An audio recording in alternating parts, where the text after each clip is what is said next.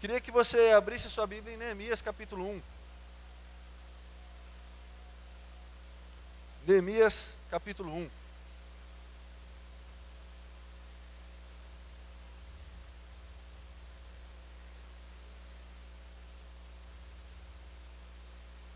Queria que, antes de refletirmos aqui na palavra de Deus, nós tivéssemos uma palavra de oração, amém? Você curvasse aí a sua cabeça. Deus, muito obrigado aqui por essa noite, obrigado por essa reunião, do qual o Senhor nos permitiu estar, do qual nós podemos nos reunir aqui com liberdade, Deus. Como oramos aqui ontem já, ninguém vai entrar por aquelas portas ali, nos prender, bater em nós, levar os nossos filhos presos, ninguém vai fazer isso com nós. Porque o Senhor tem dado para essa nação a liberdade de testemunhar do Senhor. Então que o Senhor nos ensine a valorizar isso. O Senhor nos ensine a dar valor à liberdade que o Senhor nos concedeu.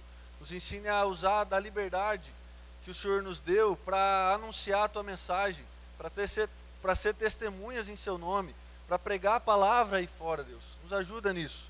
A gente pede a Tua bênção aqui sobre esse tempo de reflexão da Tua palavra, que essas palavras aqui sejam verdade e vida no coração dos meus irmãos, que não seja somente uma informação, que não seja somente uma análise de um texto, que não seja somente um exegese, uma homilética, uma hermenêutica, nada disso, mas que isso seja uma revelação, Deus, que isso seja uma flecha no coração dos meus irmãos, que vai aquecer, que vai transformar, que vai mudar, que vai avivar a vida dos meus irmãos, ao ponto de nós sairmos daqui transformados.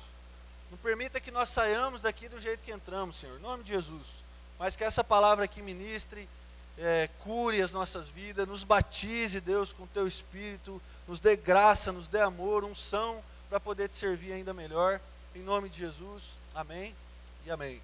Neemias capítulo 1, irmãos, texto conhecido demais por nós, história de Neemias. Neemias capítulo 1, as palavras de Neemias, filho de Icalias, no mês do Quisleu. No mês do Quisleu, no ano 20º, estando eu na cidade de Suzã, veio Anani, um de meus irmãos, com alguns de Judá. Então lhes perguntei pelos judeus que escaparam e que não foram levados para o exílio e acerca de Jerusalém. Disseram-me, os restantes que não foram levados para o exílio e se acham lá na província, estão em grande miséria e desprezo. Os muros de Jerusalém estão derribados e as suas portas queimadas. Tendo eu ouvido essas palavras, assentei-me e chorei, e lamentei por alguns dias, e estive jejuando e orando perante o Deus dos céus. E disse, ah, Senhor, Deus dos céus, Deus grande e temível, que guardas a aliança e a misericórdia para com aqueles que te amam e guardam os teus mandamentos. Verso 6. Estejam, pois, atentos os teus ouvidos e os teus olhos abertos, para acudires à oração do teu servo, que hoje faço a tua presença, dia e noite, pelos filhos de Israel, teus servos. E faço confissão pelos pecados dos filhos de Israel, os quais temos cometido contra ti. Pois eu e a casa de meu pai temos pecado. Temos procedido de todo corruptamente contra ti. Não temos guardado os mandamentos, nem os estatutos, nem os juízos, que ordenaste a Moisés, teu servo. Lembra-te da palavra que ordenastes a Moisés, teu servo, dizendo, se transgredires, eu vos espalharei por entre os povos. Verso 9. Mas se vos converteres a mim e guardares os meus mandamentos e os cumprirdes, então ainda que os vossos rejeitados estejam pelas extremidades do céu, de lá os ajuntarei e os trarei para o lugar que tenho escolhido para lhe fazer habitar o meu nome. Estes ainda são teus servos, e teu servo que resgataste com teu grande poder e com tua mão poderosa. Ah, Senhor, estejam, pois, atentos os teus ouvidos à oração do teu servo e dos teus servos que se agradam de temer o teu nome. Concede que seja bem sucedido hoje o teu servo e dá-lhe mercê perante este homem. Nesse tempo eu era copeiro do rei. Amém. Glória a Deus por esse texto. Quando nós olhamos para a vida do profeta Neemias, nós conseguiremos, nessa noite aqui, em nome de Jesus, aprender a como responder ao chamado de Deus, a como responder ao chamado de Deus para as nossas vidas, aquilo que Deus quer fazer nas nossas vidas. Todas as vezes que nós formos ler o texto, estudar a palavra dada aqui a Neemias, nós precisamos voltar um pouquinho. Voltar para o livro de Esdras, um capítulo antes desse que nós lemos.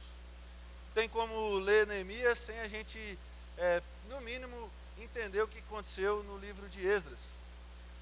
O povo, depois de 70 anos servindo na Babilônia, uma promessa da qual Deus tinha dado em Jeremias 25, que levaria o povo cativo durante 70 anos.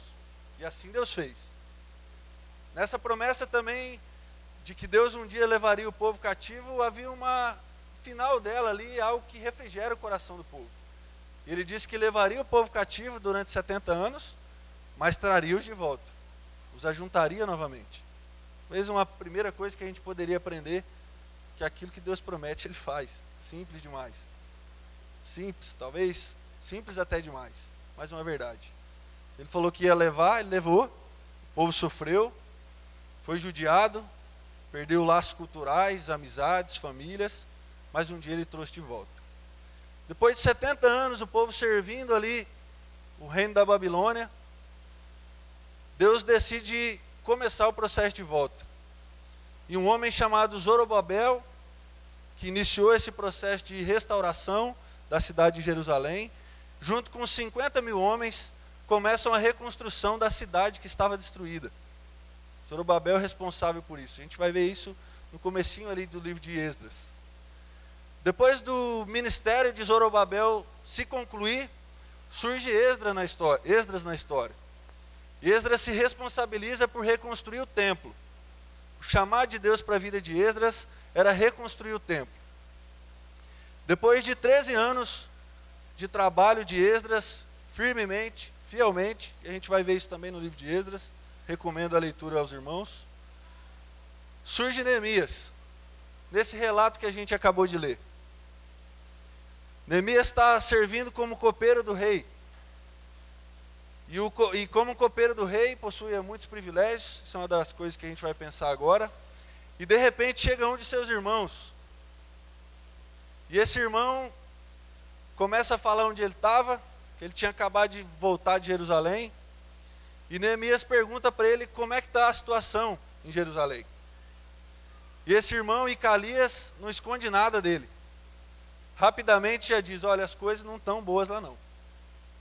Até estão trabalhando, Zorobabel começou a trabalhar, reconstruiu uma boa parte da cidade, Esdras reconstruiu o templo, Deus tem feito algumas coisas lá, mas os muros ainda estão caídos, as portas estão destruídas. E o muro e as portas naquela época representavam a segurança de uma cidade, representavam a segurança contra os inimigos, representavam o status de que aquela cidade de fato é uma cidade abençoada. É uma cidade que, além de possuir o templo, possui uma proteção, possui os muros, dos quais os inimigos não atacariam com facilidade. Neemias, ao ouvir esse relato, a Bíblia nos diz que ele se incomodou, que ele começou a chorar. Ele chorou, fez uma oração a Deus, pediu graça e misericórdia, para que quando ele falasse com o rei, Deus concedesse graça e misericórdia, ao ponto do rei liberá-lo para reconstruir esses muros na cidade de Jerusalém. E a gente sabe da história, isso aconteceu, no capítulo 2 vai registrar isso, quando ele conversou ali com o rei tocado pela graça de Deus, a direção de Deus ali, liberou Neemias e além de liberá-lo para ir, abençoou ele. Forneceu as madeiras suficientes para a reconstrução, forneceu para ele cartas das quais ele poderia transitar com facilidade. Então, Deus ouviu a oração de Neemias. Ao olhar para esse texto aqui, nós aprendemos como eu e você podemos responder o chamado de Deus para a nossa vida. O chamado de Deus para a vida de Neemias era reconstruir as portas, reconstruir o muro. E Deus tem um chamado na sua vida também, que certamente é reconstruir alguma área caída do nosso mundo.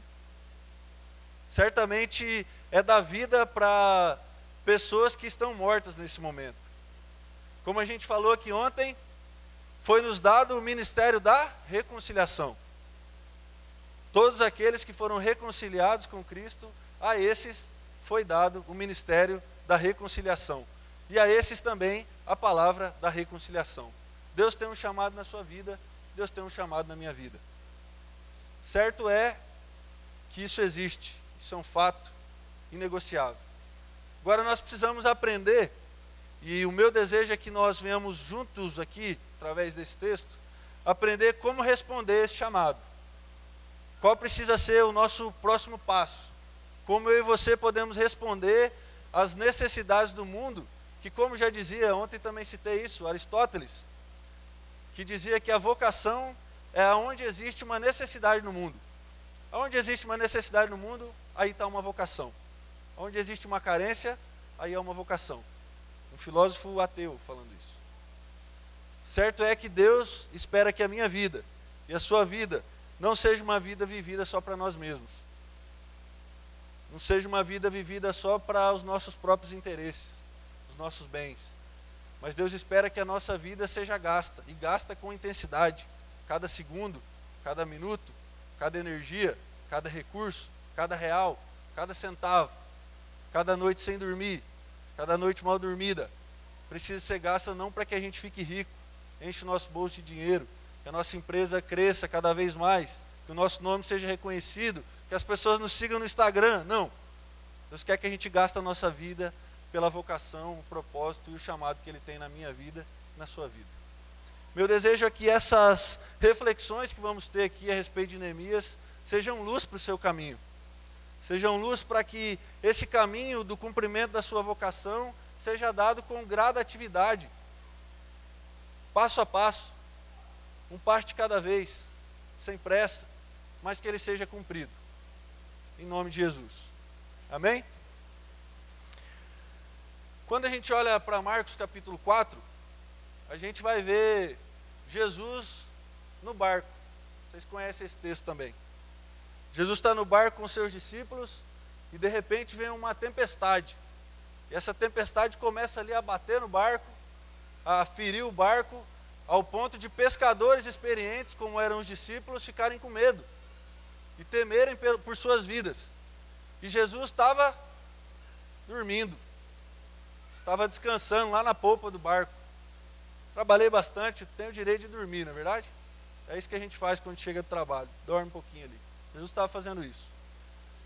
Agora, quando a gente olha para Mateus 26, Jesus está talvez num dos momentos mais difíceis ali da sua vida, quando ele está no jardim do Getsemane. Ele convida os discípulos a orar porque o seu coração estava angustiado, o coração estava apertado ali, dolorido por tudo que estava acontecendo. E ele chama esses discípulos para orarem, ele se afasta um pouco à frente, a Bíblia nos diz, e ele ora sozinho, oração conhecida por nós, não é verdade? Pai, se possível for, passa de mim esse cálice, mas se não for, seja feita a tua vontade. É isso que ele nos diz. E ele vai a primeira vez, faz a oração, entrega a sua vida a Jesus, entrega a sua vida a Deus, retorna e encontra seus discípulos dormindo.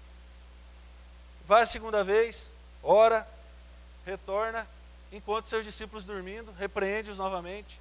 Vai pela terceira vez, ora, entrega todo o seu coração ali a Deus, retorna e os discípulos estão dormindo novamente.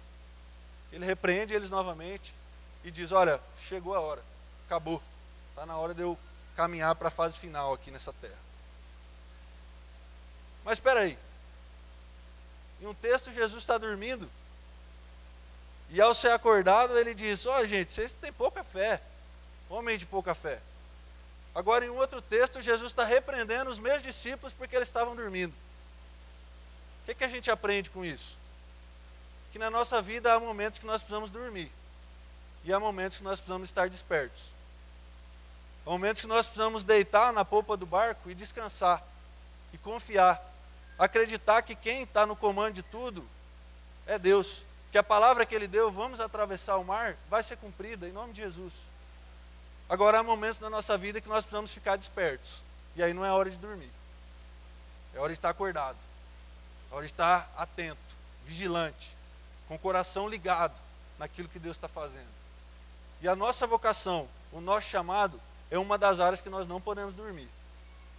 É uma das áreas que em momento nenhum o nosso coração pode estar: vou deixar a vida me levar, vou deixar as coisas acontecerem, a gente vê o que vai dar no final, o que vai acontecer, né? Não tenho planejamento, não sei o que eu quero da minha vida. Esse é um coração que está dormindo para a vocação.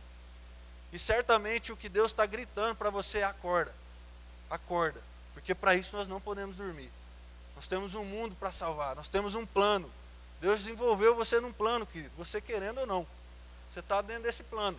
E qual que é o plano dele? Redimir todas as coisas para ele novamente.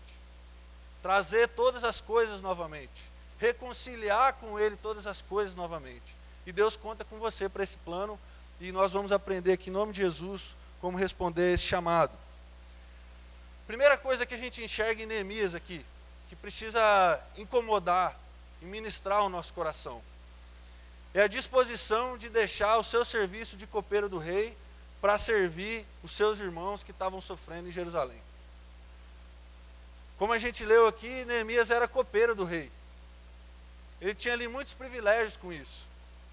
Morava num lugar legal, uma casa boa, confortável, dormia nos melhores lençóis, numa cama grande, comia dos melhores alimentos, que inclusive o seu trabalho de copeiro era justamente experimentar o que o rei comia, para ver se aquilo não estava sendo envenenado. Olha que coisa boa, não é verdade, irmão? Comer ali, só as iguarias do rei, é isso que ele fazia. Morava em um lugar legal, uma casa bacana. Muitos dos casos o copeiro do rei acabava também sendo seu conselheiro, então ele era doto de reputação. As pessoas olhavam para Neemias e falavam: nossa, Neemias é copeiro do rei, que cargo importante. Provavelmente ele é uma pessoa muito boa, generosa. Homem que tinha tudo o que qualquer pessoa daquela época sonharia em ter. O melhor emprego, a melhor casa, a ótima reputação que ele tinha tudo que precisava. Mas Neemias, quando ouviu a notícia de que seus irmãos estavam sofrendo em Jerusalém, ele não levou isso em consideração em nem um minuto. Em nem um minuto ele pensou em continuar na situação que ele estava. Quando ele ouviu a notícia, o que ele fez? Orou, chorou, lamentou pela vida dos seus irmãos. E ele usou o cargo do que ele estava para benefício de tudo o que Deus estava querendo fazer dentro do seu chamado, dentro da sua vocação. Neemias renunciou tudo que ele tinha para cumprir o propósito de restabelecer os muros e as portas de Jerusalém. E a minha pergunta é se há no meu e no seu coração a disposição de renunciar a tudo que temos, tudo que somos, tudo que construímos durante a nossa história, para cumprir o propósito que Deus tem na nossa vida. Porque isso é uma coisa que Deus vai exigir de mim e de você. Será que há disposição no nosso coração de deixar o nosso conforto, a nossa cama, nossa casa, os nossos lençóis bonitos, os melhores materiais, nossa sala que a gente demorou tanto para construir, não é verdade? Nossa casinha que a gente ralou tanto para deixar do jeito que estava. Será que há disposição no nosso coração para isso? E essa foi uma pergunta que Deus me fez no ano de 2013, quando Ele me chamou. Será que há disposição no seu coração de deixar essa casa que você acabou de construir? Você se ralou lá no Minha Casa Minha Dívida, vocês conhecem? Minha Casa Minha Dívida, para ter. Durante 2 anos você trabalhou das 7 às 11 da noite para construir essa casa, para colocar os móveis que você sempre quis. Há disposição no seu coração em deixar isso? E a minha resposta foi: Senhor, há disposição no meu coração. Eu deixo tudo isso aí por causa do Senhor. E a minha pergunta para vocês é se há disposição no coração dos irmãos para isso. Talvez Deus não vai tirar isso de você. Hoje eu tenho uma casa novamente. Amém? Glória a Deus por isso. Mas como o pastor Leonel disse aqui, eu já vivi em comunidade. Já vivi em um quarto 2x2. Já vi com R$150 de sustento por mês. Sei bem o que é para sofrer. Sei bem o quanto é difícil. Mas foi necessário. Foi necessário. E a minha pergunta é se há no nosso coração, no seu coração, disposição para isso. Amém? Quando a gente olha para Lucas 10, ontem a gente falou desse texto aqui também. A gente vê Jesus em um momento ali enviando 70. Ele envia os 70 para antecederem nas casas das quais ele iria visitar. E em um determinado momento ele olha para esses discípulos e fala assim: olha Ore por mais trabalhadores. A seara é grande, mas os ceifeiros são poucos. Há muito trabalho para ser feito, muita coisa para ser feita, mas a gente tem pouca gente. Ore por mais pessoas. E na mesma frase ele diz, ide. Então, ore, busque, peça por mais obreiros, peça por mais pessoas, mas ide também. O que Deus nos ensina com isso aqui? Que nós podemos ser respostas das nossas próprias orações. Então talvez você tenha orado por mais missionários. Senhor, envia missionários para o campo, envia missionários para a África, para o Oriente Médio, para a Europa, fria, na fé como está. Comissiona essas pessoas, Senhor. E talvez a resposta dessa oração seja você mesmo. Talvez até hoje você orou para que Deus enviasse missionários. E talvez hoje Deus vai ministrar o seu coração para que você vá. Para que você cumpra esse ide da parte de Deus. Precisa ter essa disposição no nosso coração. Quando a gente olha para a vida dos discípulos, a gente vai enxergar o que nisso? Que os discípulos largaram tudo e o seguiram. Quando a gente olha para Marcos capítulo 2, a gente vai ver Jesus caminhando, e ele olha, de repente, ele olha Simão e André, Pedro e André ali, pescando, trabalhando como pescadores. Jesus olha para eles e fala, vem, segue-me. E o que os discípulos fazem? Eu vou ver, Senhor. Vou pensar melhor, vou planejar melhor as minhas coisas aqui. Vou repensar a minha vida, depois eu te respondo. Não. Convite de Jesus para os discípulos o seguirem é o suficiente para eles falarem, eu vou. E a Bíblia fala que eles rapidamente largaram as redes e o seguiram. Jesus continua caminhando um pouquinho e ele encontra Tiago e João. Mesma situação, filhos de Zebedeu. Esse é pior ainda, porque larga o pai pescando sozinho. Jesus passa perto deles e diz, olha, vem e me segue. E eles de salto levantam e diz, tá bom, Senhor, eu vou te seguir. Jesus continua caminhando, já com 4, né? Já tinha um time de salão para jogar, na verdade? Ele mais 4 ali. Dá para jogar um jogo. E ele olha de repente e vê alguém sentado na coleteria.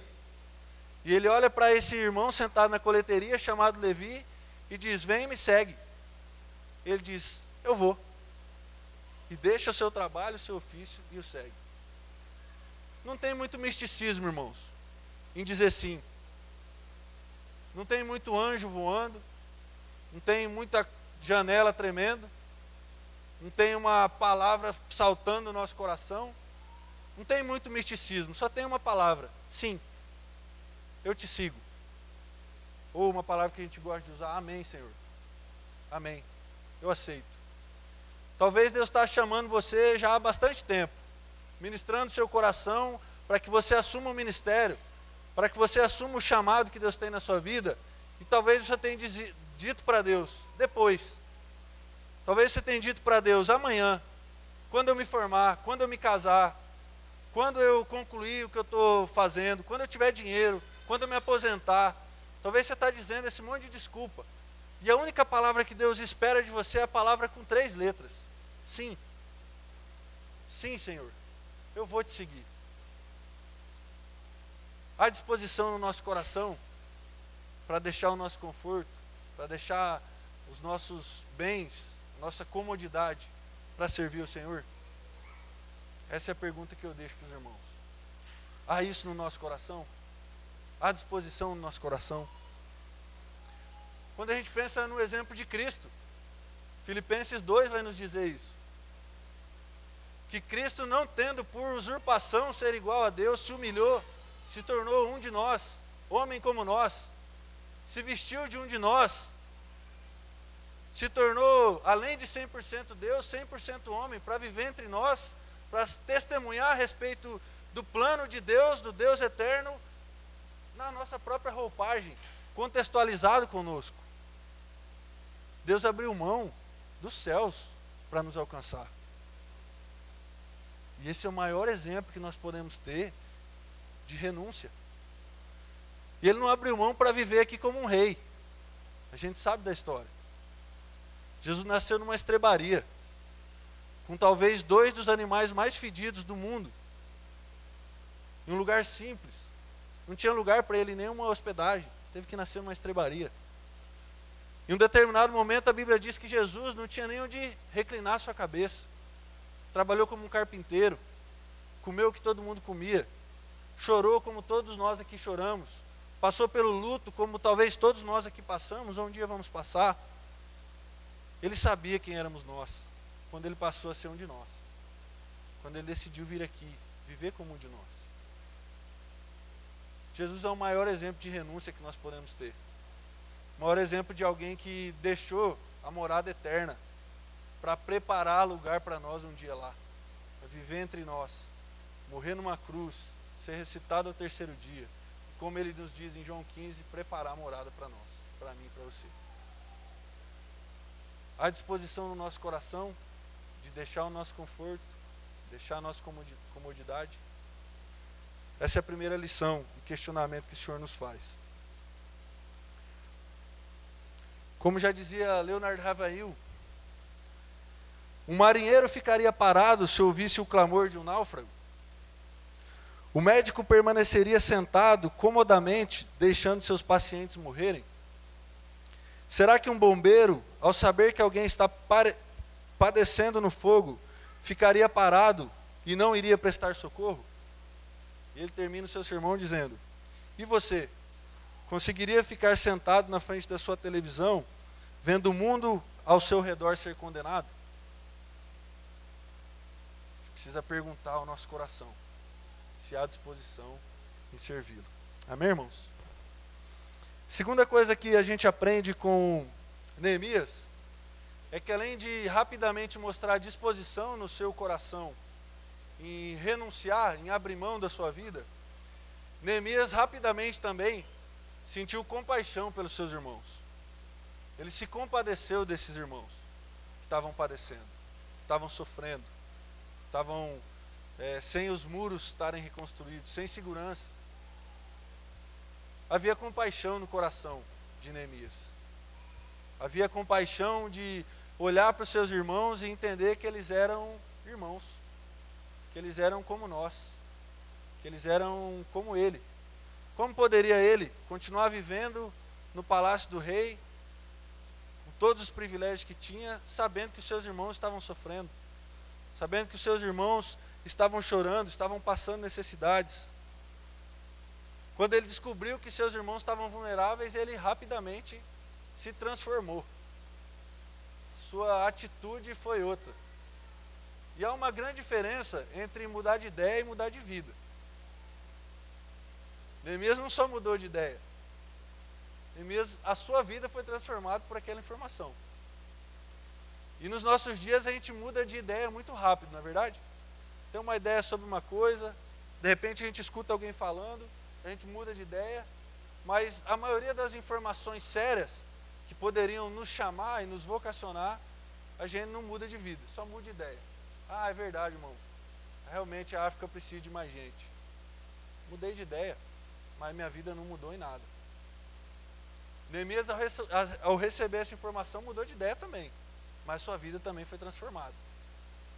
Há uma diferença grande em mudar de ideia e mudar de vida. Infelizmente, nos nossos dias, a compaixão é algo raro. É algo que se encontra com muita dificuldade.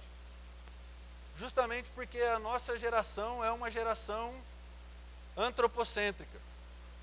Uma geração onde o homem está no meio. Onde o individualismo é o que reina. Onde pensar em mim, e na minha casa e na minha família é a coisa mais importante. Porque isso aqui é a coisa mais importante do mundo. Isso aqui é a coisa mais séria do mundo. Deus deixou de estar no centro da nossa história e o homem passou a reinar ali. A gente nunca faz.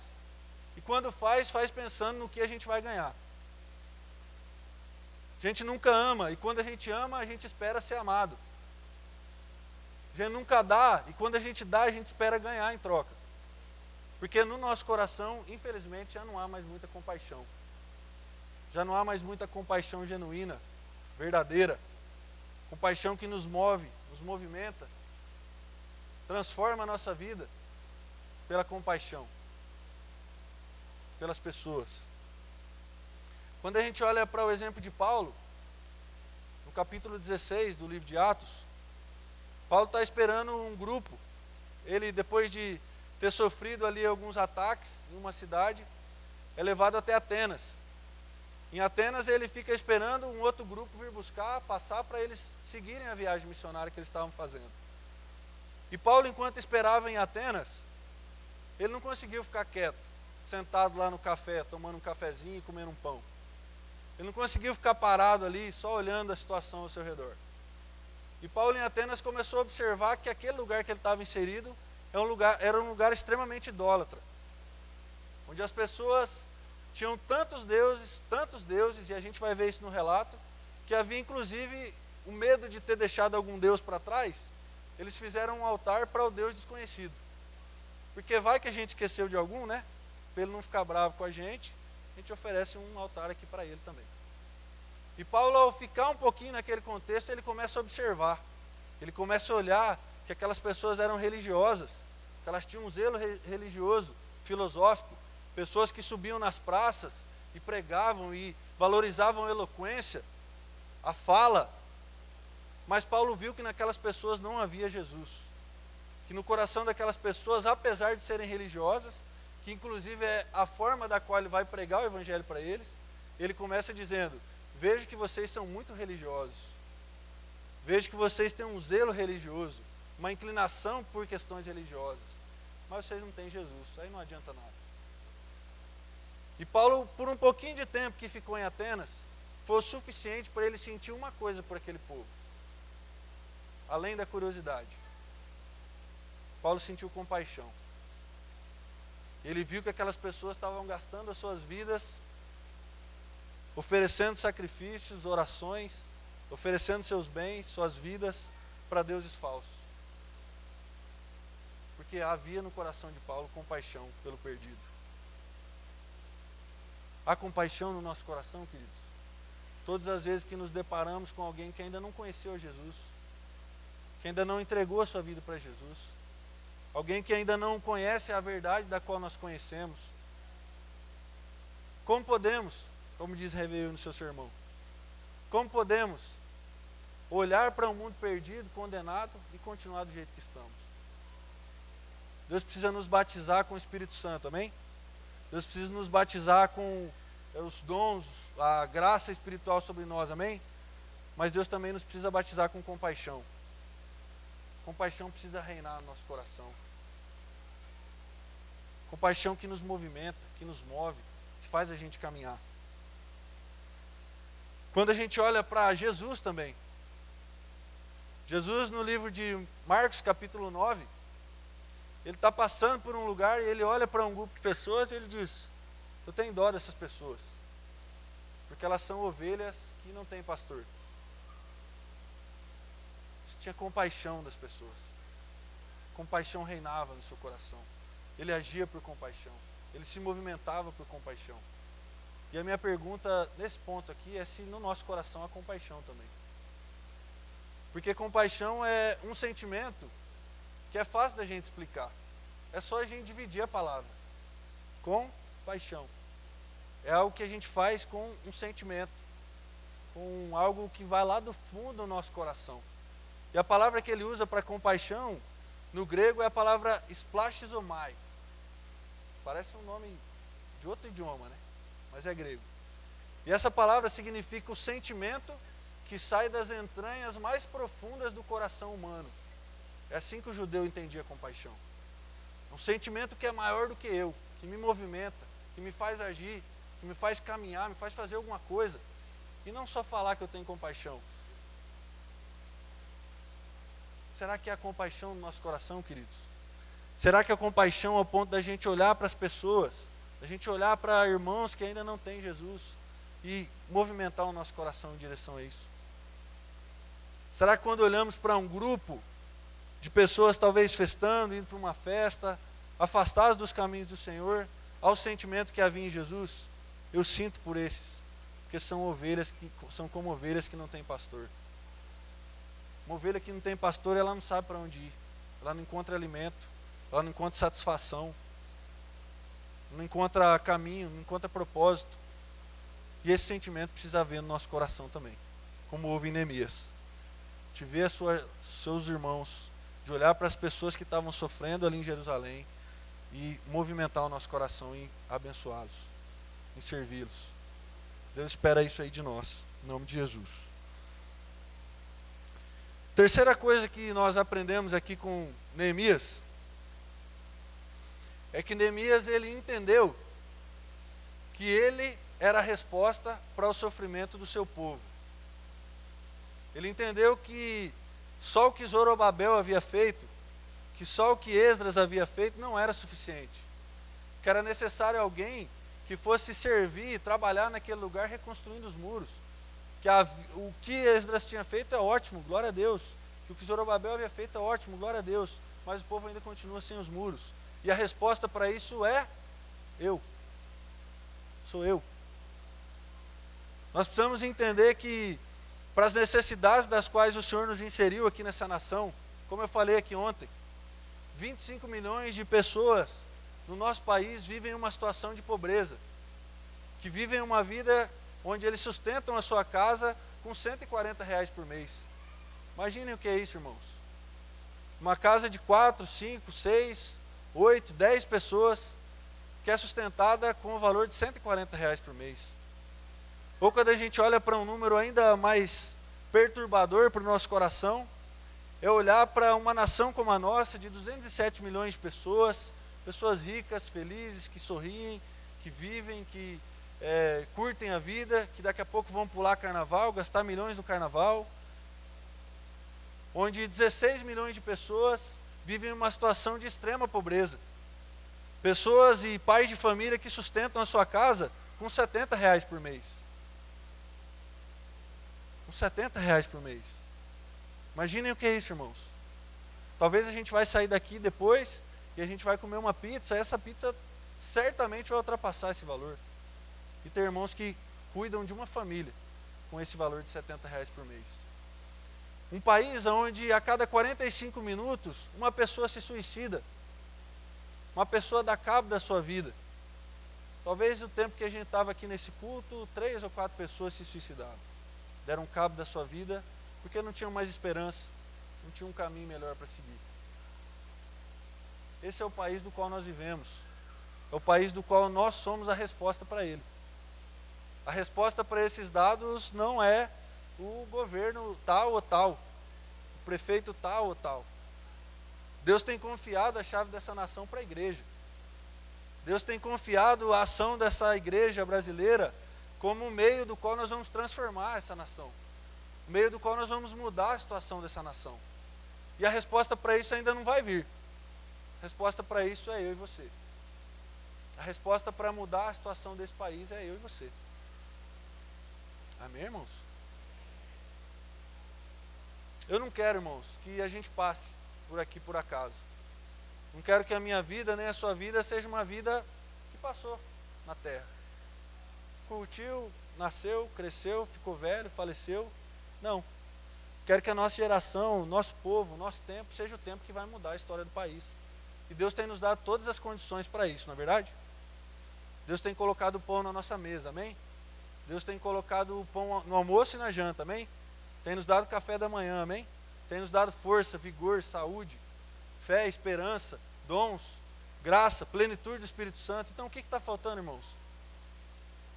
O que ainda falta?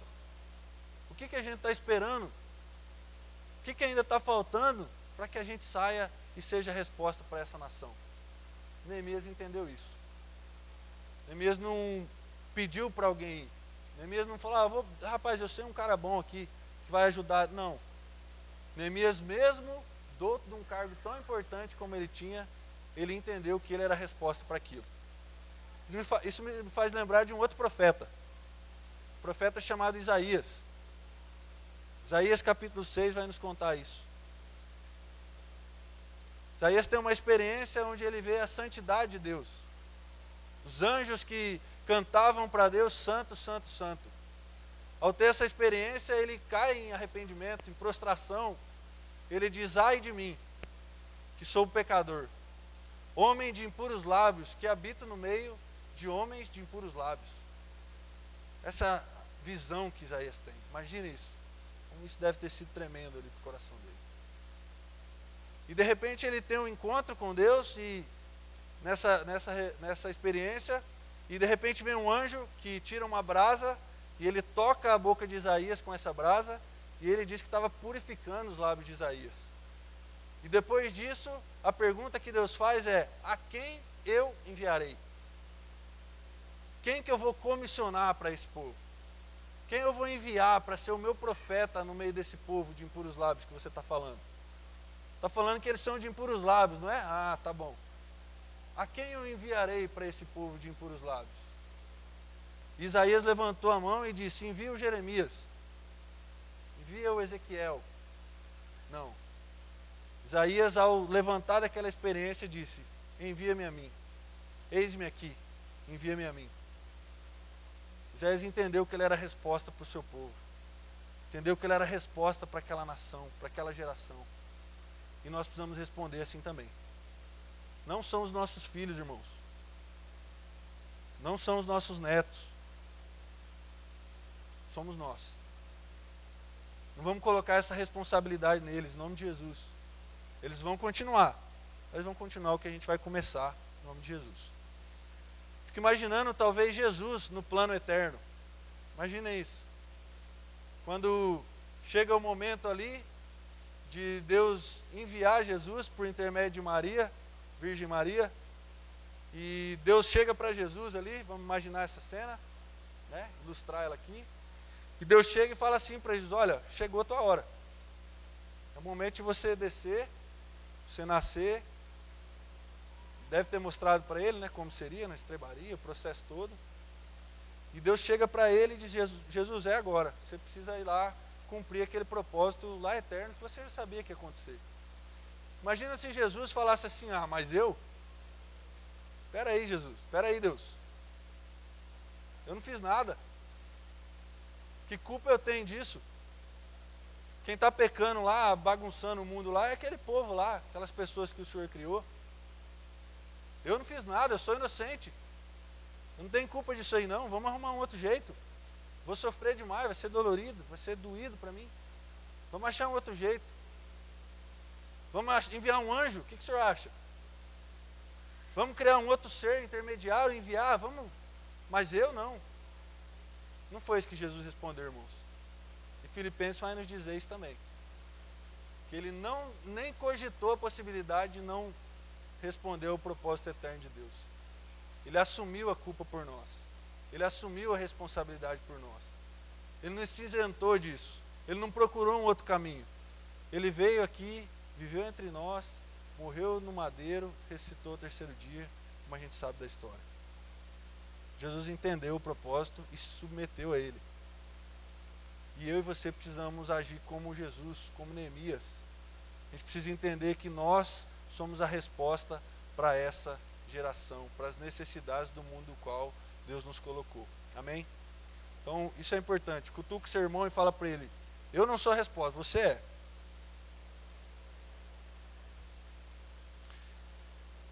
Martin Luther King vai dizer assim, que se nós não temos uma causa para morrer, nós não mereceríamos ter uma vida. Se alguém não tem uma causa para morrer, ele não tem uma causa para viver. É isso que ele quer dizer. Se alguém não tem algo pelo qual ele morreria, pelo qual ele entregaria a sua vida, ele não tem um sentido para viver. E a gente precisa entender isso, e Deus espera que eu e você sejamos a resposta. Amém? Outra coisa que nós aprendemos com Neemias aqui nesse texto, uma quarta lição aí para o nosso coração: como a gente deve responder ao chamado de Deus. Neemias, ele conseguiu confiar em Deus, mesmo com o seu coração afligido, mesmo com o seu coração sofrendo, chorando. Neemias não perdeu a confiança em Deus em nenhum momento. Quando a gente olha a oração que ele fez aí, no versículo 4, ele ora como alguém que conhece a Deus pessoalmente. Vocês podem observar aí na Bíblia de vocês. Alguém que sabe com quem está falando. Alguém que sabe com quem está dialogando ali, tendo intimidade. No capítulo 5 e 6, ele ora como um culpado. Ele assume a responsabilidade. Ele entende que ele e a sua família também faziam parte da culpa, de tudo que estava acontecendo ali, que o povo se afastou de Deus. Então não foi o povo que se afastou, foi nós que nos afastamos do Senhor. No versículo 8 a 10, ele ora como alguém que conhece as promessas de Deus. Então ele cita aí Moisés, ele sabia com quem que ele estava falando. Sabia o que Deus havia prometido. Sabia o que Deus havia dito lá atrás. E no versículo 11 ele ora como alguém que depende completamente de Deus. Completamente. Alguém que sabe que se Deus não fizer, ninguém conseguirá fazer. Que se Deus não abrir o mar, ninguém vai abrir. Se Deus não executar, ninguém vai conseguir executar. Essa oração de Neemias nos mostra que mesmo com o seu coração angustiado, dolorido pelo que estava acontecendo em Jerusalém, em nenhum momento houve raiva no seu coração. Houve frustração no seu coração. Neemias poderia muito bem responder, como talvez muitas vezes na nossa vida nós respondemos, e falar que Deus é injusto. Mas hoje, o Senhor já castigou a gente 70 anos. O Senhor já judiou da gente 70 anos, Deus. Durante 70 anos ficamos servindo lá uma nação estrangeira, um povo que nem cultua o Senhor. Durante 70 anos ficamos assim, e agora retornamos para cá e nem um lugar para te adorar, nem os muros da cidade nós temos pronto. O Senhor é injusto, o Senhor é mau, o Senhor não sabe o que faz. Neemias talvez poderia ter respondido a esse relato do seu irmão Icalias dessa forma. Mas não foi assim que ele respondeu. E essa oração aí nos mostra isso. Oração de quem está com o coração em Deus. Coração íntimo ali com Deus, conectado com Deus. Alguém que sabia das suas promessas. Alguém que o conhecia pessoalmente. Isso é uma coisa que nós precisamos aprender também nos nossos dias. Aprender a lidar com o sofrimento. Precisa entender que o sofrimento ele não é fruto do pecado. Nem todo sofrimento que nós passamos na nossa vida é porque nós pecamos, é porque nós erramos em alguma área, é porque nós falhamos em algum momento. O sofrimento é o meio pelo qual Deus molda o nosso caráter, é o meio pelo qual Deus ministra o nosso coração, torna a nossa vida mais madura, uma vida que desenvolve os frutos, os dons do Espírito Santo gradativamente. Uma vida que cresce. E alguém que não sofre dificilmente cresce. O sofrimento faz a gente crescer, se tornar pessoas maduras. Filipenses 2 vai dizer que, porquanto, por amor de Cristo, vos foi concedida a graça de não somente crer em Cristo, mas também sofrer com Ele. Há dois jeitos da gente sofrer na nossa vida, irmãos. Sem Cristo e com Cristo. Não tem outro caminho. Não tem como não sofrer. E eu sei que se eu abrisse esse microfone para cada um dos irmãos, contar o tanto de sofrimento que já teve, a gente ia ver o quanto a nossa vida é sofrida. Eu não sei em você, mas muitas das vezes na minha vida, o fato de ter um dia entregado a vida para Jesus, foi o meio pelo qual eu sofri. Eu sofri porque eu era crente. Não sei se isso já aconteceu na sua vida. Eu tive prejuízo na minha vida porque eu era crente. E eu lembro que quando eu me converti, jogando futebol, minha vida estava boa. Tinha ali, estava jogando bem, contrato assinado, as coisas tudo dando certo. Tinha um salário razoável para um moleque de 17, 18 anos. E eu entreguei a minha vida para Jesus, entendendo que eu não tinha nada de valor. Que Jesus era o bem mais precioso. Uma conversão genuína, graças a Deus por isso. Mas depois de me converter, irmãos, as coisas começaram a ficar ruins.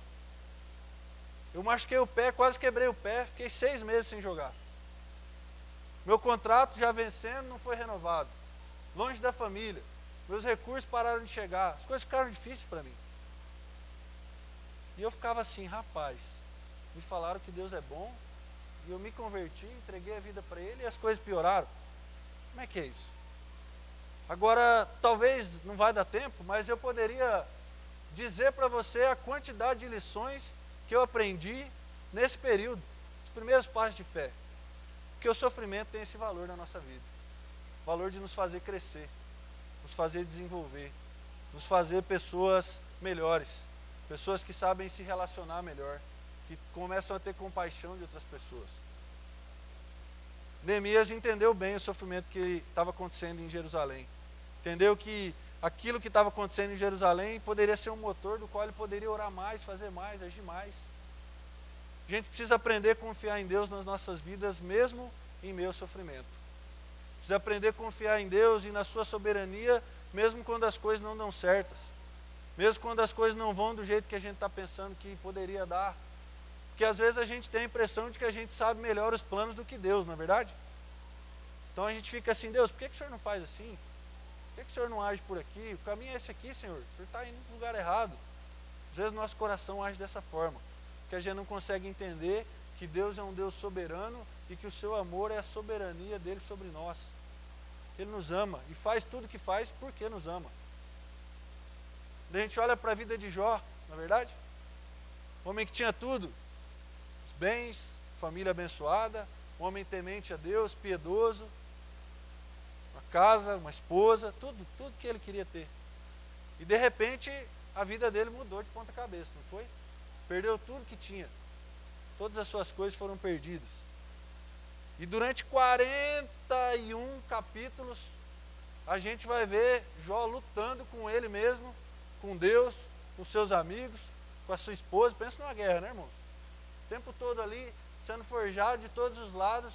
E lá no capítulo 42, ele vai dizer o seguinte, depois de sofrer um monte, ele vai dizer, antes eu te conhecia de ouvir falar, mas hoje os meus olhos te veem. Jó só conseguiu enxergar a Deus, só conseguiu ver a Deus, porque Jó sofreu. Vida muito boa. Vida muito boa faz a gente ficar cego em relação ao sofrimento, em relação às coisas que o Senhor quer nos ensinar. Porque como Filipenses nos diz aqui, foi nos dado o privilégio de crer nele, amém? Mas também foi nos dado o privilégio de sofrer por ele. Sofrer juntinho com ele ali, agarrado nele.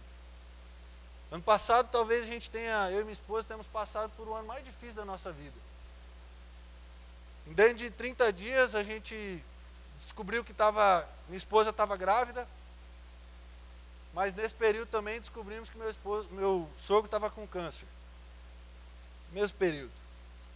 E uma semana depois de descobrir que estava grávida, a gente descobriu que ela teve um aborto espontâneo, primeira dor. 10 dias depois, meu sogro foi internado na UTI do Hospital do Câncer em Londrina. 5 dias depois ele veio a falecer.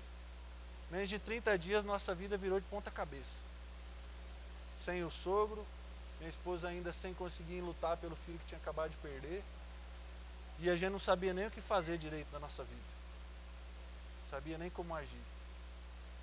Nessa hora a oração dos irmãos, a presença dos amigos, como muitos amigos que Deus nos permitiu ter, nos colocou em pé, nos deu energia, nos fez voltar à tona, a trabalhar, colocar a mão na massa novamente. E eu vou falar uma coisa para vocês, irmãos. Nesse período aí de 30 dias, a nossa fé mudou. A nossa forma de enxergar a Deus mudou. A gente costuma brincar, nós dois, que o nosso nível de fé subiu um pouquinho assim. A gente começou a conhecer o Deus que se revela no luto. O Deus que se revela no dia do sofrimento. O Deus que está na alegria, mas o Deus que está na tristeza. O Deus que está nos dias felizes, que a gente pula, dança, canta, mas também o Deus que está no dia que a gente está trancado no nosso quarto sozinho. A gente está lá chorando só. Deus não se ausenta no dia do sofrimento. Deus está presente o tempo todo. E a gente precisa aprender a sofrer. Porque crente bom é crente sofrido. Crente experimentado. Crente vivido. Eu não estou aqui fazendo uma apologia, uma teologia de que a gente precisa sair daqui, eu quero sofrer. Começar a se martirizar. Já tentaram fazer isso na história da igreja. Sofrer, judiar da carne para ver se ficava mais santo. Não é isso que eu estou querendo dizer. O que eu estou querendo dizer é que na minha vida e na sua vida nós não podemos negar o sofrimento. O sofrimento faz parte. Mateus capítulo 16, Jesus começa a iniciar o processo de finalizar o seu ministério. Ele olha para os seus discípulos e ele diz para os seus discípulos assim, olha, quem que as pessoas dizem que eu sou? E eles começam a responder para eles, olha, uns dizem que você é Jeremias, outros dizem que você é Elias, ou João Batista, ou algum dos outros profetas. Inclusive Herodes dizia isso, né? Chamava Jesus de Jesus Batista, porque Herodes acreditava que Jesus era a reencarnação de João Batista. E de repente Jesus vira para os seus discípulos pessoalmente ali e diz assim, joia, isso é o que as pessoas dizem sobre mim. Mas e vocês? O que vocês dizem sobre mim? o que vós dizeis que eu sou? É a expressão que ele usa. E Pedro, pela revelação do Espírito Santo, o toque ali do Espírito Santo, responde para ele: ó, tu é o Cristo, Filho do Deus vivo. É isso que Pedro responde. Revelação tremenda. Revelação que divide, na verdade, a história, que carrega um peso teológico imenso. Ele estava querendo dizer que aquele homem ali na frente dele era o Messias prometido. No Antigo Testamento, nas cartas, em cada livro bíblico há a revelação do Messias. E o que Pedro estava falando era: você é o Messias, você é o Filho de Deus, você é aquele que veio para nos salvar, para tirar a gente do pecado, da miséria, do inferno. O Senhor é o Messias, o Senhor é aquele prometido.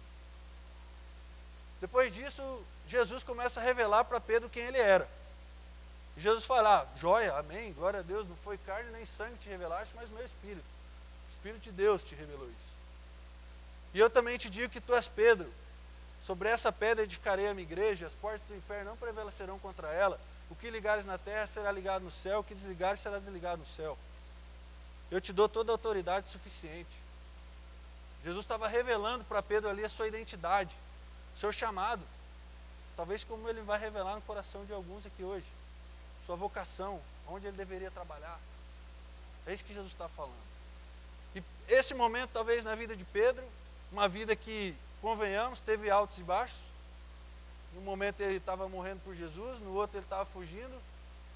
No momento ele estava sendo o homem mais crente que tinha ali, no outro ele estava sacando a espada para cortar a orelha de Malco. Talvez esse momento na vida de Pedro tenha sido o momento mais especial da sua caminhada com Jesus. O ápice, quando ele recebeu a revelação de Jesus. Agora o texto continua narrando.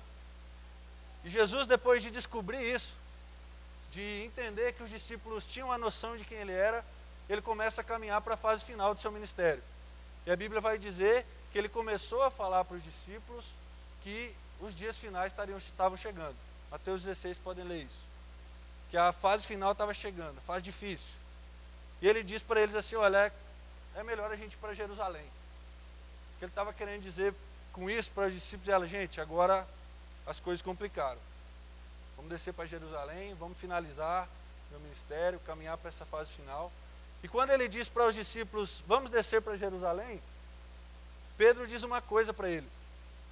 E Pedro fala assim para ele: não, senhor, o senhor não vai para Jerusalém. A gente não deve ir para Jerusalém. Se o senhor for para Jerusalém, as pessoas vão matar a gente lá. As pessoas vão querer prender a gente, porque o senhor é tido como um falso profeta lá. É o senhor pisar lá, as pessoas vão te prender, vão te jogar numa cadeia, se não te matar. E o que Jesus diz para ele?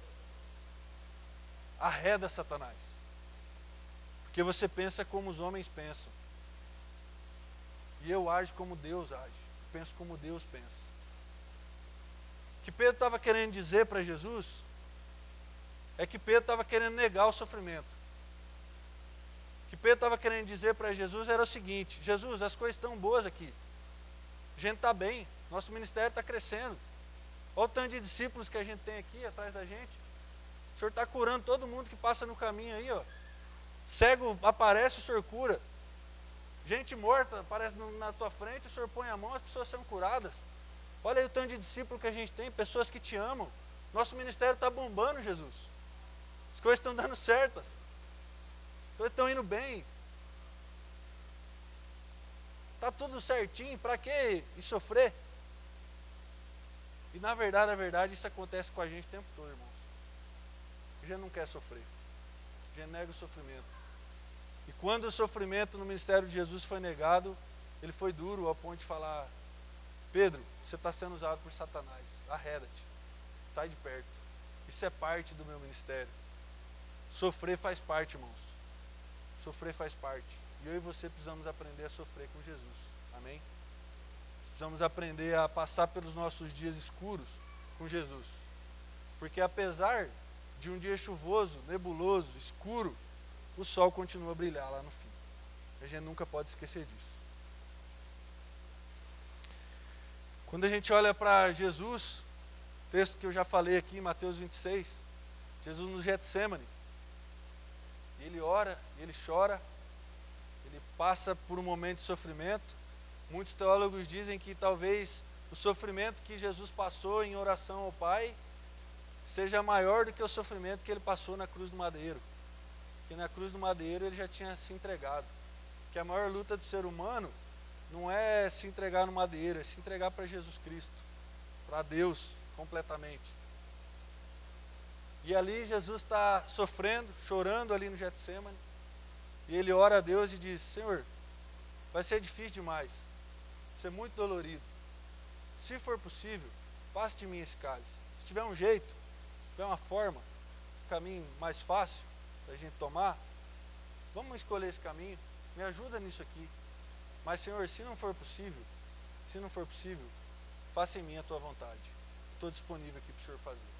Pode fazer através de mim a tua vontade, o que o Senhor quiser. Jesus não negou sofrimento no seu ministério, irmãos. Jesus entendeu que o seu ministério, para o seu ministério ser concluído, a obra que ele tinha feito fosse concluída completamente, ele precisava sofrer, passar por tudo que passou.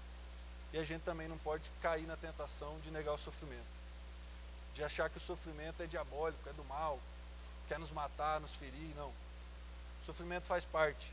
Talvez você está passando por algum tipo de sofrimento na sua vida, algum tipo de luta, dor, parece que não vai passar, parece que nunca vai embora. Saiba disso, Jesus está presente no seu sofrimento. E Ele quer caminhar com você em cada etapa dessa. E não só caminhar, mas te ensinar lições preciosas, que vão ser usadas talvez como cura na vida de outras pessoas, que vão ser usadas como instrumento de ministração da palavra de Deus na vida de outras pessoas. Você está sofrendo hoje aqui, passando por alguma coisa, escolha sofrer com Jesus. Lembre-se desse texto, que foi nos dado o privilégio de crer nele, mas também foi nos dado o privilégio de sofrer com ele. Amém? Neemias fez isso, soube sofrer com Deus, soube passar pela angústia, pela dor, pelo sofrimento com Deus, sem se afastar dele em nenhum momento. Nós precisamos passar assim também. Amém? Quinta e última lição, para a gente finalizar e orar. Neemias, além de tudo isso que a gente já falou aqui, Neemias conseguiu cumprir a sua obra total, na plenitude dela, toda a independência de Deus, completar a sua carreira. Neemias terminou o que ele começou. Neemias concluiu a obra que foi confiada para ele. E essa obra ela vai terminar linda, de uma forma tremenda. Quando a gente lê Neemias capítulo 9, a gente vai ver um culto que ele fez.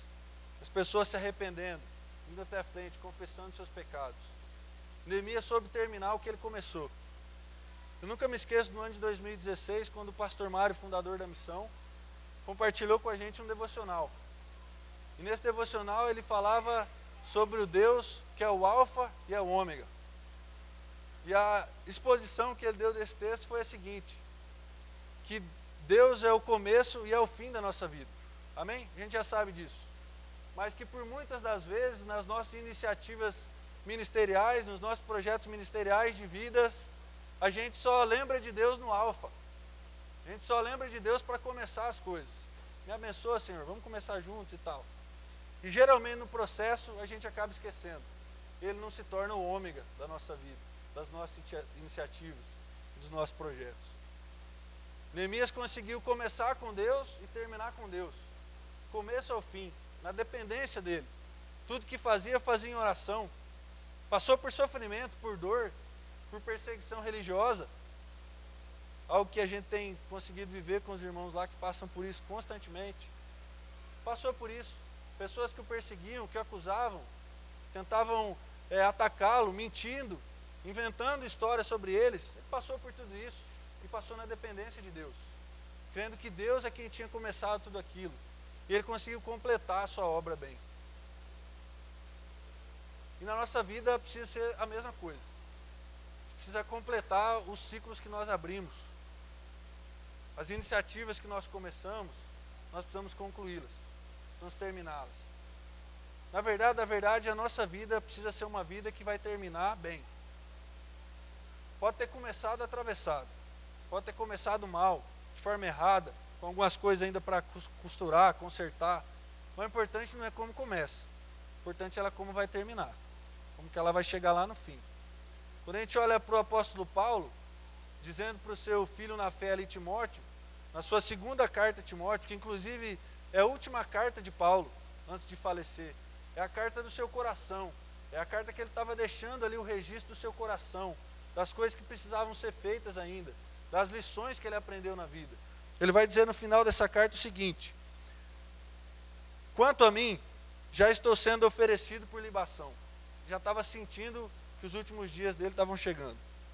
E o tempo da minha partida é chegado. Ponto.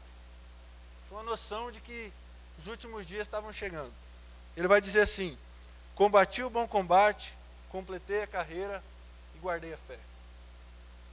Paulo concluiu tudo que ele tinha para concluir. E o meu sonho para a minha vida, e compartilho esse sonho com os irmãos, que na vida de vocês sejam assim, é chegar nos meus últimos dias, quando eu estiver velhinho, careca, que eu ainda não estou, sem cabelo, lá no final, junto com a minha esposa, meus filhos, eu chegar lá quando eu estiver coroinha já, inclinado assim, né? Já sofrido da vida. Depois de trabalhar muito para o Senhor, eu poder dizer essas palavras que Paulo disse aqui. Combati a carreira. Fiz tudo que eu tinha para fazer. E tudo que eu fiz guardando a fé ainda.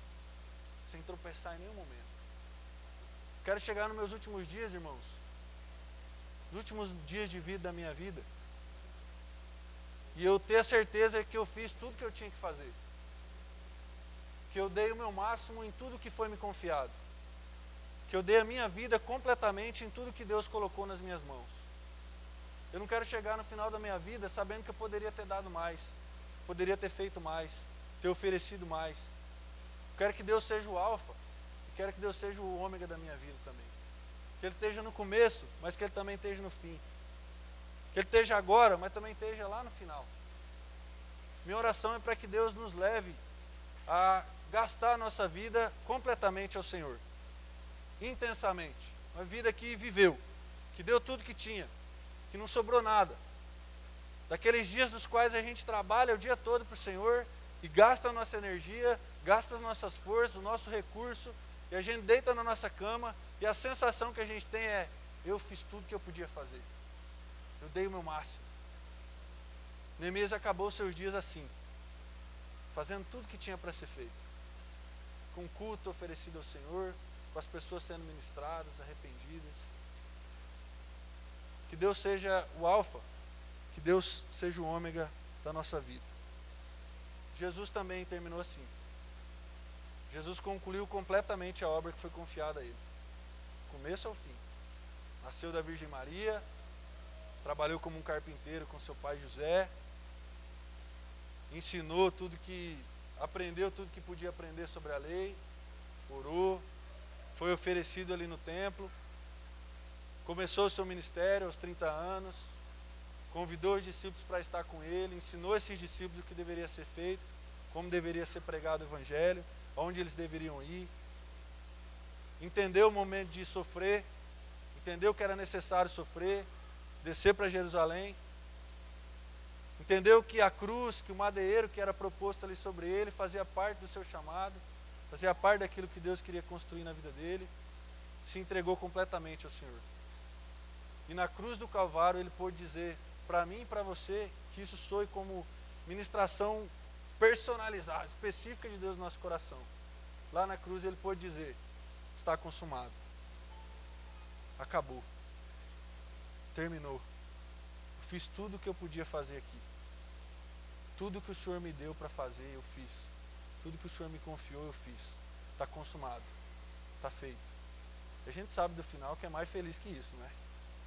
Que ao terceiro dia ele ressuscitou, sumiu. Onde colocaram ele, ele não estava mais. Sumiu. Nos proporcionou a possibilidade de um dia ter vida eterna também. Fez tudo que deveria ser feito. Que na nossa vida haja o mesmo sentimento. Sentimento de completar tudo que ele nos confiou. Assim como Neemias completou. Assim como Paulo pôde falar. Assim como Jesus terminou tudo. Na nossa vida haja esse sentimento também. Completar, fazer, gastar a nossa vida por tudo que ele nos confiou. Amém? Queria que você se colocasse em pé.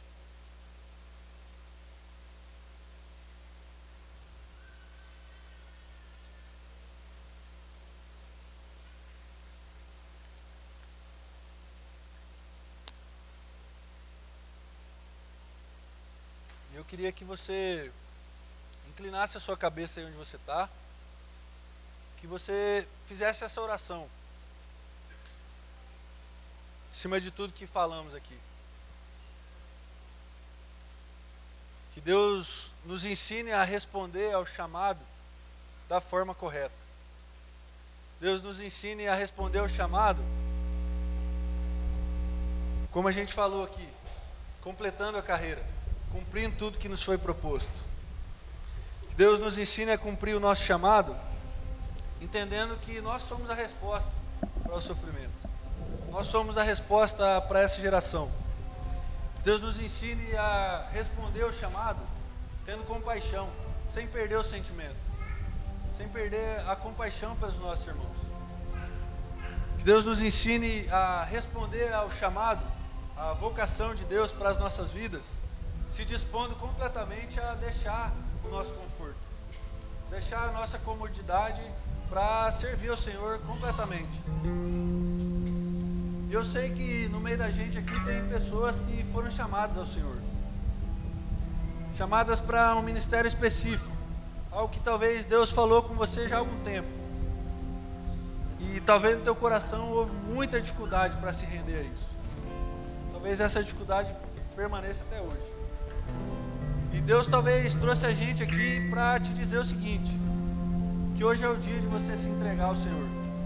Hoje é o dia de você colocar a sua vida, o seu coração, a sua disposição, a sua energia para ser usada pelo Senhor. O chamado não é uma coisa que a gente brinca. O chamado de Deus para a nossa vida não é uma coisa que a gente armazena. Não é uma coisa que a gente procrastina, que a gente deixa para amanhã, para depois. O chamado de Deus para a nossa vida é algo urgente. É algo que precisa ser respondido hoje. E Deus quer a sua resposta hoje. E a resposta que Deus quer da sua vida, ela é curta e direta. A resposta que Deus quer da sua vida é a resposta sim, amém. A quem enviarei, a quem há de ir por mim? Eis-me aqui, envia-me a mim. Essa é a resposta. Vem e me segue, vou, te sigo. Estou atrás de você, Jesus. E Deus preparou essa noite aqui para ouvir o seu sim. Deus preparou esse momento todo aqui para ouvir o seu amém, para ouvir o seu envia-me a mim. E eu queria convidar aqui à frente pessoas que talvez tenham procrastinado, tenham deixado o chamado de Deus para depois, que tenham falado: Senhor, depois, quando eu me formar, quando eu acabar a faculdade. Pessoas que têm procrastinado o chamado de Deus. Ou talvez pessoas que desejam responder esse chamado hoje, que desejam reafirmar esse chamado de amém, de sim ao Senhor. Eu queria convidar você para vir aqui na frente. A gente vai orar pela sua vida, a gente vai orar por você, e Deus vai começar uma nova história hoje. Deus vai começar a mudar a sua vida hoje. Algumas coisas vão começar a mudar na sua vida hoje.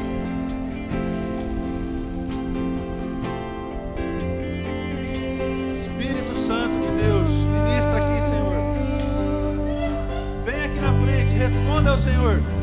Responda ao Senhor. Ele abriu mão de sua glória, sangrou no madeiro por mim, me conectou, salvou, curou.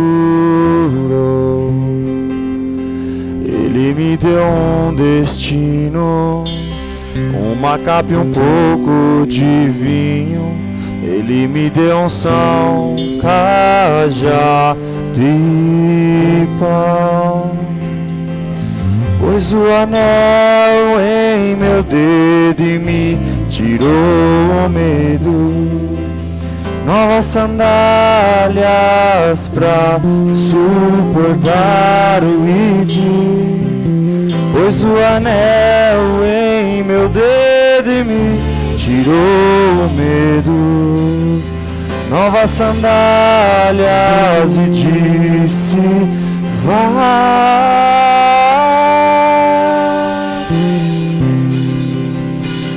E eu me despedi. E eu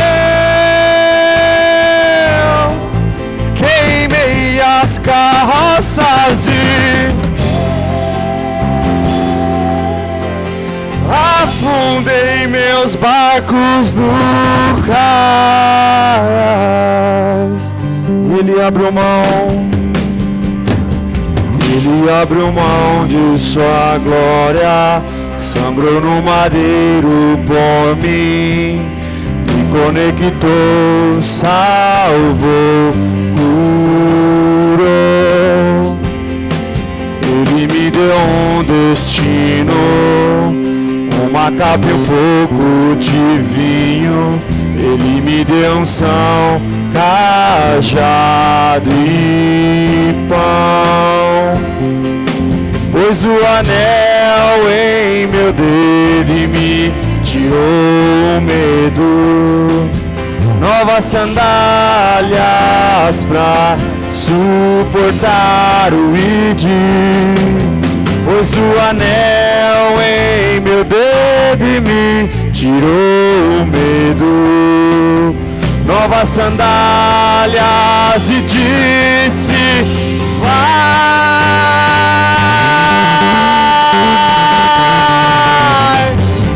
E eu me despedi dos meus pais. E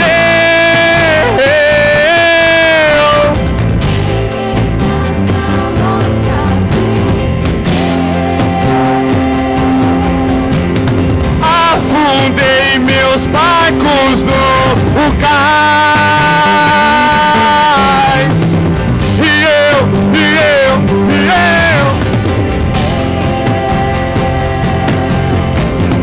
me despedi dos meus pais. E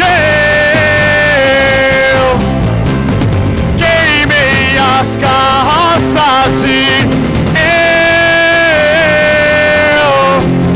afundei meus barcos no cais.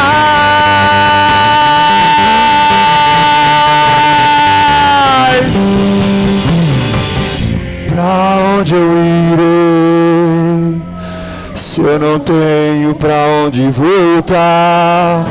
Só tenho você, Deus, palavras de vida eterna. Pra onde eu irei, se eu não tenho pra onde voltar? só tenho você, Deus. Palavras de vida. Pra onde?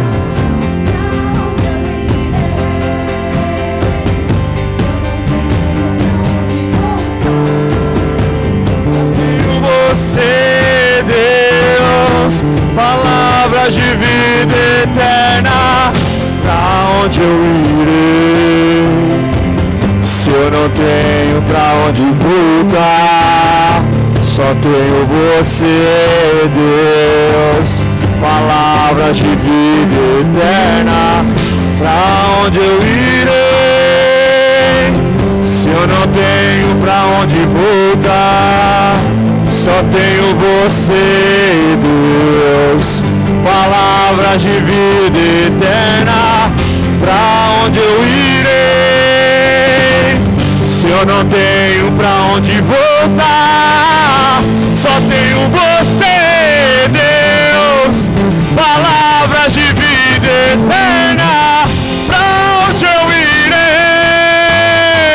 se eu não tenho pra onde voltar?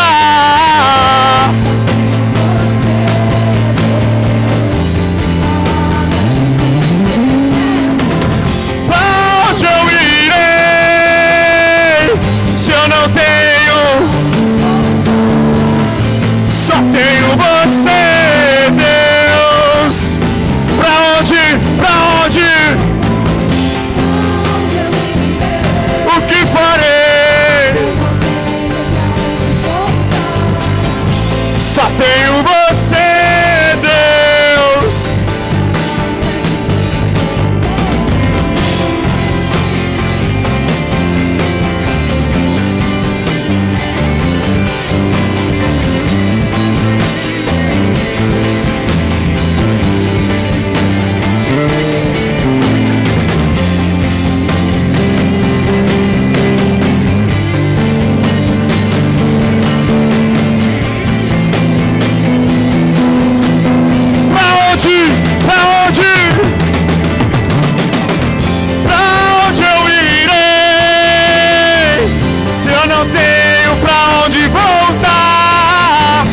tenho você, Deus.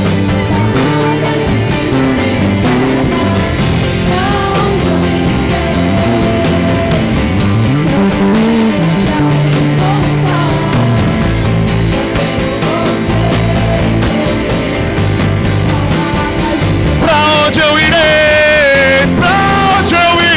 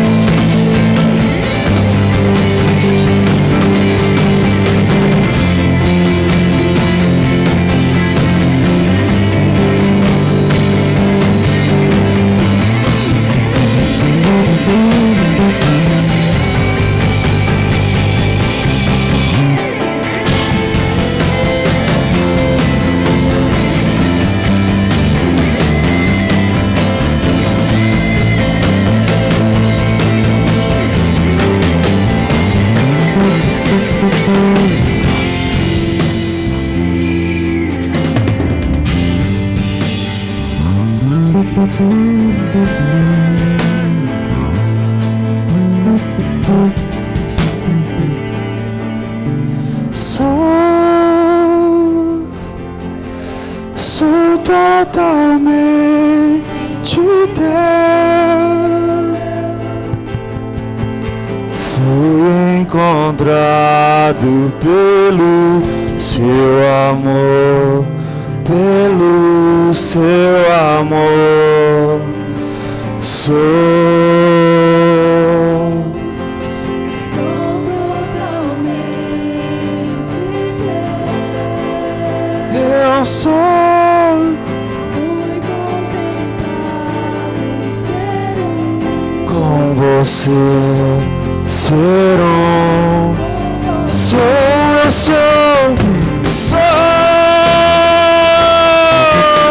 sou totalmente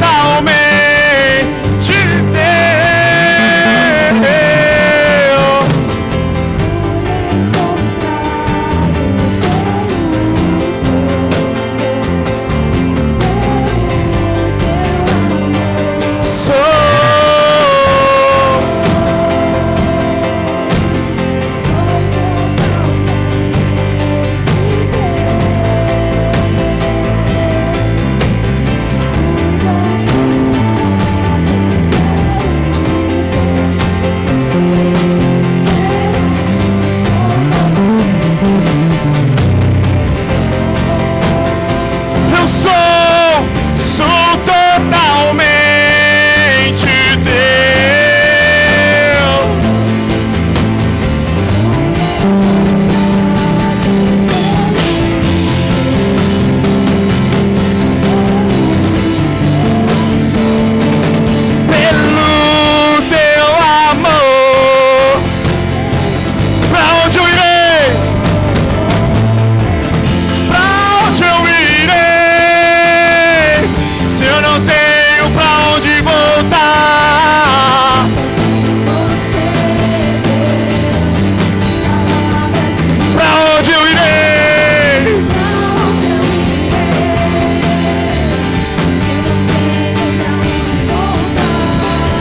Só tenho você, Deus.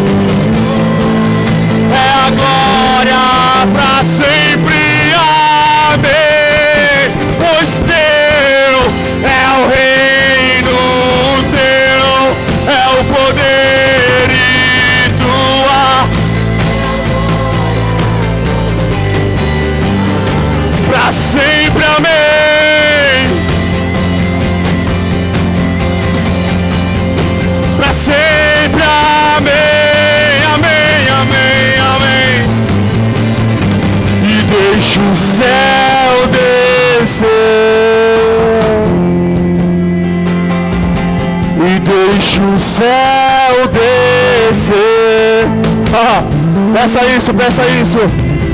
E deixa o céu descer. E deixa o céu descer. Oh.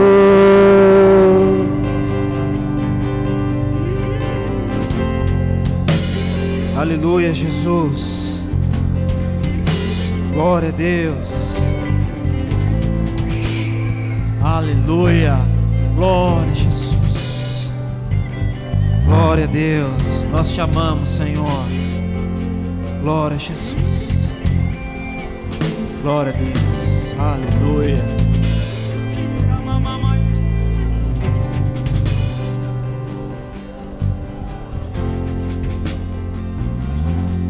Aleluia.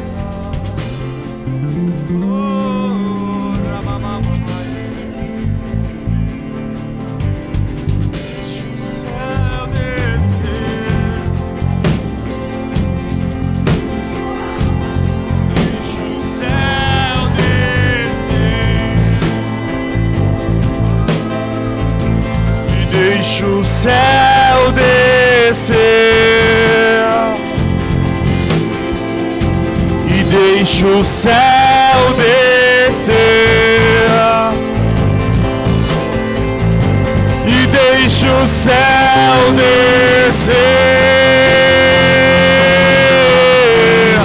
e deixa o céu descer. Deixa o céu descer e deixa o céu descer.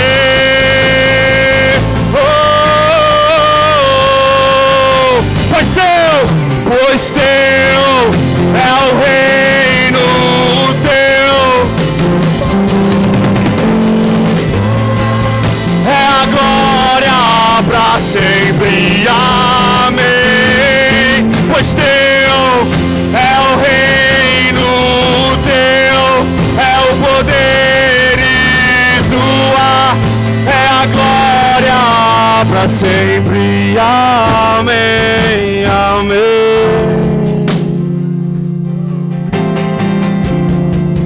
Pra sempre, amém.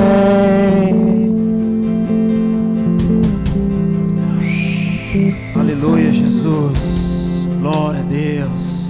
Glória a Jesus. Exaltado seja o nome do Senhor. Amém, queridos?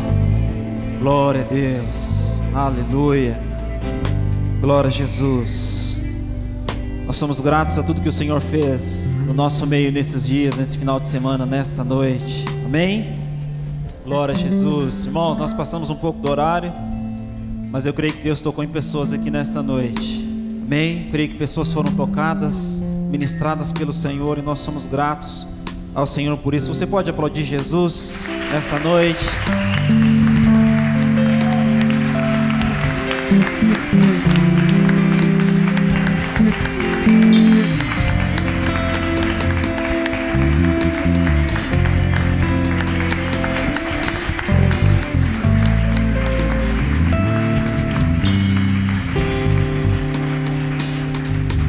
Glória a Jesus. Amém. Você pode ficar em pé mesmo, nós estamos encerrando. Gostaria de dar os avisos aqui, lembrando a todos os irmãos que nós temos as nossas orações, segunda, terça, quinta.